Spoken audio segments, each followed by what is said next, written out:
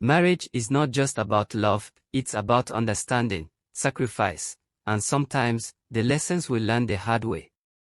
Michael and Sarah had been married for 9 years of balancing love, traditions, and the silent battles that came with them.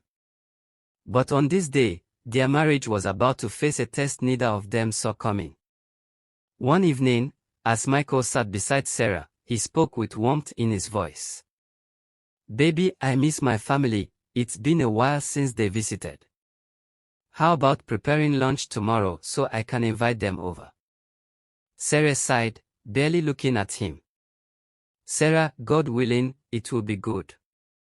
A simple request, but beneath those few words, unspoken tensions lingered. Sarah agreed, but her heart wasn't in it. The next afternoon, Michael entered the house, his face bright with excitement. "Did you cook lunch? My family will be here soon." Sarah looked up, her voice calm but firm. "No. I didn't cook. Your family isn't strangers, they can eat whatever is in the house." The room grew colder. Michael's smile slowly faded. His voice tightened. "God forgive you, Sarah, why didn't you tell me yesterday that you wouldn't cook?" Sarah shrugged. "Just call them and apologize, they're not strangers, right?" Silence. Michael grabbed his keys and walked out, disappointment heavy in his steps. Minutes later, a knock echoed through the house. Sarah opened the door, her heart stopping as her own family stood at the doorstep. Her father, her brothers, her sisters, and their children, smiling warmly. Her father's voice was gentle but firm. "Father, where is your husband?" Sarah stammered. He just left a while ago." Her father looks at her suspiciously. "That's strange, he invited us for lunch yesterday. Why would he leave the house? In that moment, Sarah's heart began to race.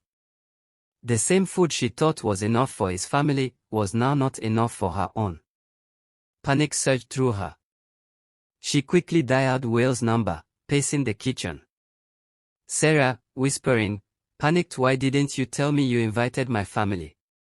Michael's voice was calm, but his words struck deep. "Your family is my family, and mine is yours. There's no difference, right? Sarah leaned against the wall, phone still in her hand. Her heart sank. Her eyes filled with tears. For years, she had seen his family as guests and not family. But he had always seen her family as his own. With trembling hands, Sarah tied an apron around her waist and rushed into the kitchen, preparing what little food there was. She served her family, using the leftovers from the house. As they ate, her father's eyes softened. Her siblings laughed. Nobody noticed the struggle. But deep down, Sarah's heart was learning a lesson she would never forget. Marriage is not about whose family is more important. It's about understanding that when love is shared, there should be no difference. Because family is family. Later that day, Will returned home. He paused, smiling softly as he saw Sarah serving her family. His voice was gentle. Michael asked, "Is the food enough?"